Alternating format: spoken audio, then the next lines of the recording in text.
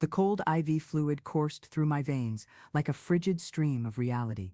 There I was, at 58 years old, lying on that hospital bed with cold metal rails, listening to the insistent beeping of the heart monitor echoing in the empty room. The fluorescent light flickered intermittently, creating dancing shadows on the white and peeling walls. My hand trembled as I held my phone, checking for the 10th time if I had missed any calls, any messages.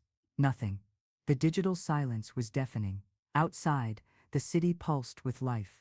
I could hear the distant sound of music, laughter, celebration happening just a few miles away. The party at my daughter-in-law's mother's house. The party that my own son, Michael, had chosen to attend instead of being here with me. While I faced the test results that had left me hospitalized as a precaution, they were toasting, dancing, living as if I didn't exist. Tears began to burn my eyes, but I held them back. Not anymore. Not this time. For 25 years, since I became a widow, I had swallowed every disappointment, justified every absence, forgiven every negligence. They're busy, I used to tell myself. Michael works so hard, and Amanda has her things too. But on that cold hospital night, with the smell of disinfectant permeating my nostrils and the sound of nurses' footsteps echoing in the corridor, the truth hit me like a punch to the stomach. I had become invisible to my own family. The night nurse entered silently, checked my blood pressure with gentle hands, and offered me a compassionate smile. "Couldn't your family make it today?" he asked, delicately. I just shook my head, unable to form words. How could I explain that my son had chosen a party over his mother, who was alone in a hospital? It was then that memories began to flow like a relentless flood. I saw myself 30 years younger, holding baby Michael in my arms, after an emergency surgery that nearly cost me my life during childbirth. John, my husband, had held my hand and promised that our family would be different, united, strong. "You are the heart of this home, Claire," he used to say, kissing my forehead after exhausting days at the double job I worked to supplement our income. When John died of a heart attack at 45, Michael was only 15. I remember being at the wake, pregnant with grief that seemed larger than my own body, silently promising that I would be both father and mother to my boy. I sold my few valuable possessions, my graduation ring, the jewelry I received as wedding gifts, even the car, to keep Michael in the private school where he studied. I worked 2 jobs during the day at Martha's fabric store, at night doing alterations at home until late hours. My hands became calloused, my spine curved over the sewing machine, but Michael never lacked anything. I remember the early mornings studying with him for exams, even after 14 hours of work. The times I pretended not to be hungry so he could have seconds at dinner. The nights I cried in the bathroom so he wouldn't see me weak, broken by loneliness and exhaustion. But every morning I woke up with a smile on my face, because Michael was my reason for living, my masterpiece, my hope for a better future. He graduated from engineering with honors. On graduation day, I was in the front row, wearing the dress I had altered 3 times for the occasion, applauding until my palms were red. Michael hugged me tight on stage and whispered, "Thank you, Mom. Everything I am, I owe to you." In that moment, I felt that all the tears, all the sacrifices, all the sleepless nights had been worth it. 2 years later, he met Amanda at a company party. She was beautiful, ambitious, from an upper-middle-class family that always looked at me as if I were a piece of decoration out of place. The first time he brought her home for dinner, she examined our modest living room with a condescending smile and commented, "How cozy." The tone carried barely disguised contempt that cut me like a sharp blade. But Michael was in love, and I swallowed my pride. After all, if she made him happy, I would learn to love her too. I started saving money for their wedding, selling some craft pieces I made in my spare time. When I learned that Michael wanted to propose to Amanda, I spent my savings on a beautiful ring so he wouldn't feel embarrassed in front of her family. The wedding was a wound disguised as a celebration. Amanda's mother, Helen, a 55-year-old woman with always impeccable hair and weekly manicures, took control of everything. I was systematically excluded from decisions. "Claire, you don't need to worry about anything, dear," she would say with a fake smile. "We'll take care of everything." The "we" never included me. On the wedding day, I felt like a guest at my own son's party. Seated at a side table, watching Helen be introduced as the mother, while I was just Claire, the groom's mother. People talked to me with polite courtesy, but quickly turned to her for important matters. That night, dancing alone to a slow song, while I watched Michael spin Amanda and then hug Helen with affection, I understood that I had lost my son to a new family, a family where I had no defined place. The first years of marriage were a slow process of erasure. Visits became rare, always mediated by Amanda. Michael is tired, she would say. You understand, right? Work is demanding. Or we're busy organizing the new house. Another time. Each excuse was a small stab, but I smiled and said, I understood. Amanda had a cruel ability to make comments that sounded like care, but were pure poison. Claire, don't you think you should go out more? Make new friends. You can't depend on Michael for everything. As if I were a burden, a heavy responsibility he carried out of obligation. Or maybe you should think about moving to a smaller apartment, more suitable for one person. It would be more practical, don't you think? Michael, in turn, slowly transformed. The affectionate boy, who once called me 3 times a week, became a distant man who responded to my messages with monosyllables. When I called, he always seemed in a hurry. Hi, Mom. Everything okay? I'm heading out now. I'll call you later.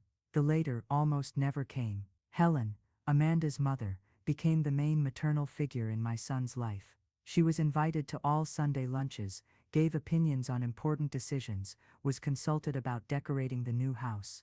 Meanwhile, I received last-minute invitations or 30-minute protocol visits where Michael was clearly uncomfortable, looking at his watch and inventing commitments to leave early. The last straw had been the previous month. It was my 58th birthday, and I had prepared a special lunch, buying ingredients that normally wouldn't fit in my budget. I called Michael the week before to confirm. Of course, Mom. We'll be there. But on the morning of my birthday, a text message, Mom, something unavoidable came up. Amanda's mother is organizing a family lunch, and we can't miss it. Sorry, we'll make it up to you later. I sat at the table set for 3 people and ate alone the cake I had made with so much care. Each bite tasted of abandonment, of insignificance. In that moment, I understood that I had become a sporadic obligation in my son's life, easily replaced by more important commitments. It was around that time that I met Mrs. Grace, a 70-year-old lady who lived in the apartment next to mine. She had gone through a similar situation with her children, and with her sweet and direct wisdom, helped me see truths I was reluctant to accept. Claire, dear, she told me one Sunday afternoon, while we had tea, love that is begged for is not love, it's charity, and you're worth more than that. Mrs. Grace became my confidant, my emotional anchor. It was with her that I shared my frustrations, my fears, my growing sense that I had failed as a mother. You didn't fail, she always countered. You loved too much. And now you need to learn to love yourself too. There was also Sandra, a work colleague, 15 years younger, who treated me with the respect and affection I didn't receive from my own family. She always asked about my health, remembered important dates, and included me in group lunches. One day, she told me something that deeply marked me. Claire, you're the kind of mother I would like to have. I don't understand how your son doesn't value that. On the other side, there was Helen, who had become the perfect mother-in-law for Michael. She constantly praised him, offered career and investment advice, and was always available for important events. She had a big, beautiful house, where she regularly received the couple, served elaborate dinners, and talked about international travel and grand projects. I, with my simple house and modest life, felt increasingly inadequate in comparison. Amanda had become a master in the art of subtle manipulation. She never disrespected me openly. That would be too obvious. Instead, she planted seeds of doubt in Michael's mind with apparently innocent comments. Your mother called again today. She seems a little needy, don't you think? Maybe you should talk to her about doing more activities. Or I noticed your mother always comments about money. Could she be having difficulties and doesn't want to talk about it? These insinuations made Michael see me as a problem to be managed, not as the mother who had sacrificed everything for him. And I, in my naivety, tried to compensate by being even more understanding, more discreet, more invisible. The hospitalization had happened, after weeks of feeling chest pains and dizziness.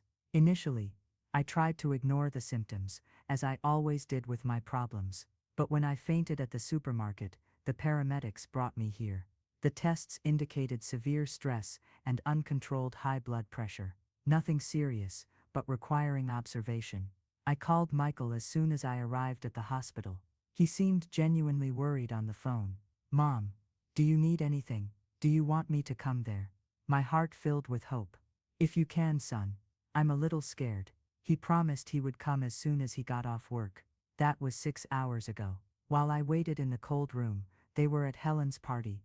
I knew because Amanda had posted photos on social media, Michael smiling next to her, toasting, dancing, having fun while his mother was alone in a hospital. The caption said, "Wonderful night with family."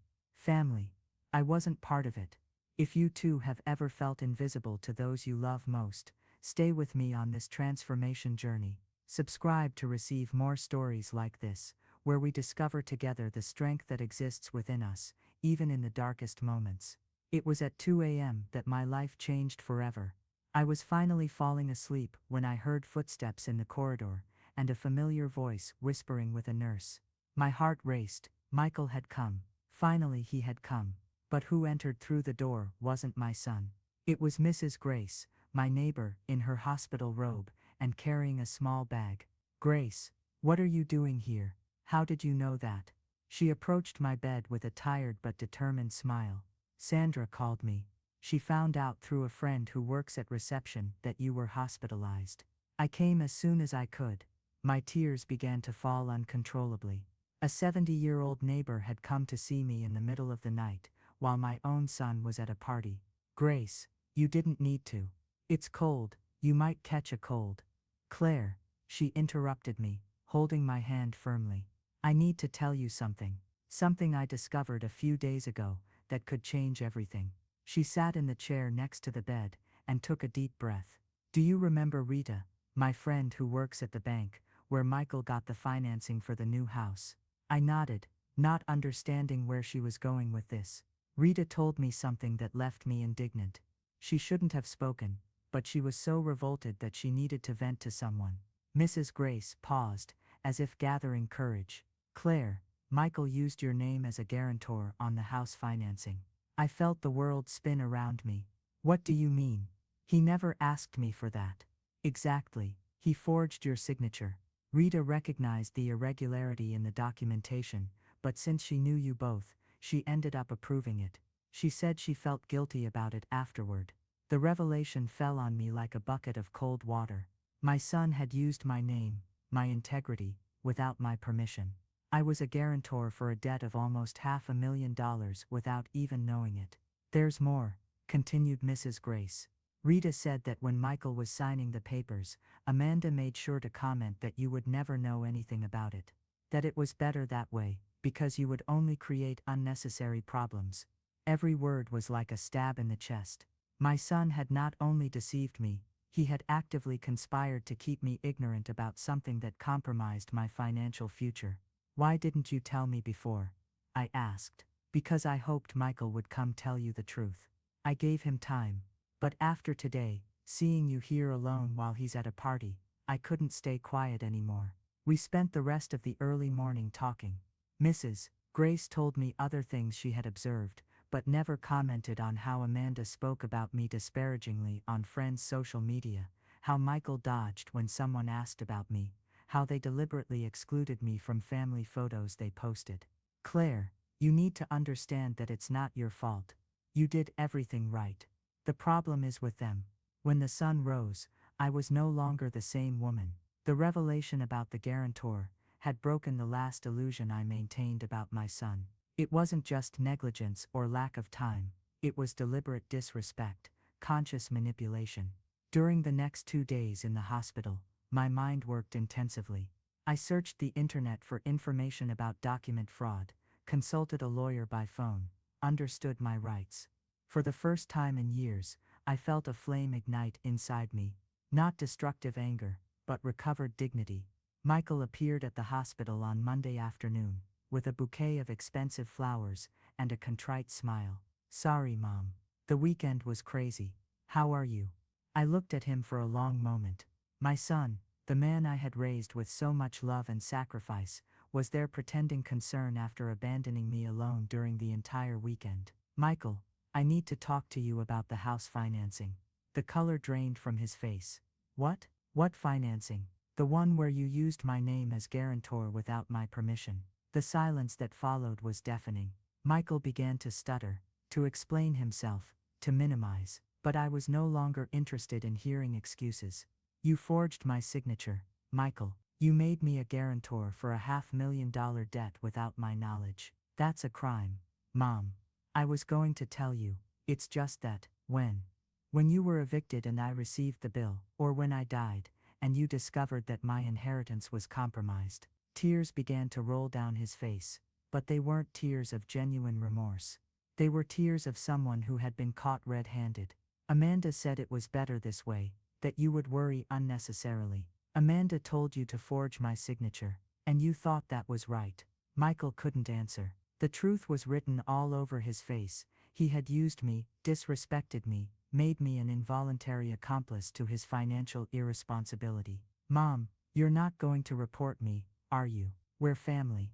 That question was like a slap in my face. After everything I had done for him, after all the sacrifices, he was only worried about the consequences for himself. He didn't show even a hint of genuine remorse for what he had done to me. Michael, I said with a voice I didn't recognize myself. Firm, determined, powerful. I'm giving you 48 hours to resolve this situation. Either you remove my name from that documentation and find another guarantor, or I'm going to the police. And don't test me, because you don't know me when I'm determined to do something. He was shocked. He had never seen me that way. The submissive, understanding mother who swallowed everything silently had disappeared. In her place was a woman who knew her own worth, and would no longer accept being disrespected. And another thing, I continued.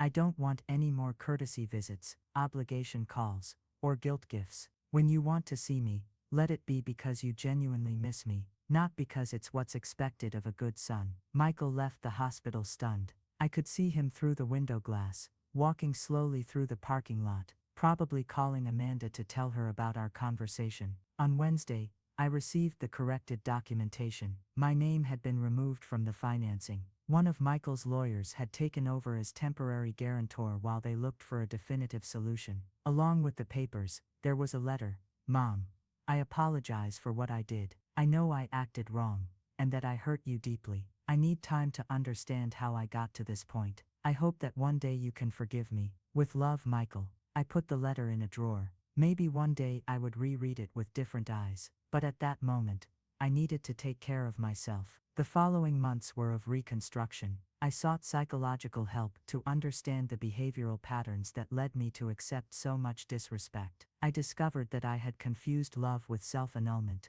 that I had made my son's happiness more important than my own dignity. Mrs. Grace became much more than a neighbor. She became the chosen family. I never knew I could have. Sandra and I developed a deep friendship, based on mutual respect and genuine affection. I started attending a group for older women and discovered that there was life beyond selfless motherhood. 6 months after the hospitalization, Michael appeared at my door. He was different, thinner, with tired eyes, but there was something new in his expression. Genuine humility. Mom, can I come in? I let him enter but didn't offer coffee or make small talk as I used to do. He sat uncomfortably in the armchair that no longer received him with the automatic affection of before. I'm doing therapy, he began, and I'm understanding many things I never wanted to see before. I listened in silence. I became a man you didn't raise. I let other people influence me to devalue the most important woman in my life. I let comfort and convenience be more important than love and gratitude. His words sounded sincere, but I had learned to distrust beautiful declarations. And Amanda? I asked. Michael lowered his eyes. We broke up. When I told her I wanted to regain your trust, she said I was being pathetic, that you were manipulating me. That's when I understood that she never truly loved me. She loved the idea of having a husband who would put her first in everything. I felt no pleasure at the news, just a silent sadness that my son had taken so long to see the obvious. Mom, I know I don't deserve your forgiveness. I know that maybe you'll never trust me again. but I want you to know that I'm working to become the man you tried to raise, and I'll respect any decision you make about our relationship." I looked at that man, my son, but also a stranger who needed to reconquer my love and respect from scratch. "Michael," I said calmly, "forgiveness is not something you ask for. It's something you build with consistent actions over time. If you really have changed, your actions will speak for you." He nodded, understanding. "And one thing needs to be clear. I'm no longer that mother who accepts anything in the name of love. Now I have limits. I have dignity. I have my own life. If you want to be part of it, you'll have to adapt to this new reality." In the following months, Michael proved he was serious. He began visiting me regularly, not out of obligation, but because he genuinely missed me. He included me in his important decisions, asked for my opinion about work, introduced me to new friends as my mother, the strongest woman I know. More importantly, he publicly acknowledged the mistakes he had made. At a family gathering, in front of all relatives, he apologized for the way he had treated me and made it clear that no one should repeat those patterns. Today, 2 years after that cold night in the hospital, our relationship is being rebuilt on new foundations. It's no longer the relationship of a selfless mother and a son who takes everything for granted. It's a relationship between two adults who love, respect, and value each other mutually. I learned that true love is not demonstrated through submission or excessive sacrifice. I learned that teaching limits to children is the greatest act of love we can do, both for them and for ourselves. I learned that a woman can be a mother and still maintain her dignity, her individuality, her own worth. The Claire who entered that hospital was a broken, invisible woman who begged for crumbs of affection from her own family. The Claire who left there is a whole woman who knows her worth and doesn't accept less than she deserves. I no longer need courtesy visits or forced demonstrations of affection. Today, when my son calls me, it's because he wants to talk to me. When he visits me, it's because he misses me. And when he hugs me, I feel it's a real hug, not a social greeting. The greatest lesson I learned is that often we need to lose people temporarily to reconquer them genuinely. That love built on fear or guilt doesn't last, but love built on mutual respect is indestructible. And you, who might be going through a similar situation, need to understand that you're worth more than you accept. That love is not charity, that family is not synonymous with tolerated disrespect, and that it's never too late to rediscover your own dignity. Today, when I look in the mirror, I see a strong woman looking back. A woman who learned that being a mother is one of life's most important roles, but it can't be the only one. A woman who discovered that sometimes truly loving means having the courage to say no. This is the story of how I almost lost my son to recover myself, and how, by finding myself, I ended up finding a better son too. Because when we stop accepting anything in the name of love, we teach the people around us the real value of what we offer. The hospital that once represented abandonment and loneliness became the place of my rebirth. And the woman who left that room was no longer the same one who had entered. She was someone better, stronger, more whole. She was finally Claire, not just someone's mother, but a woman with her own name, story, and dignity.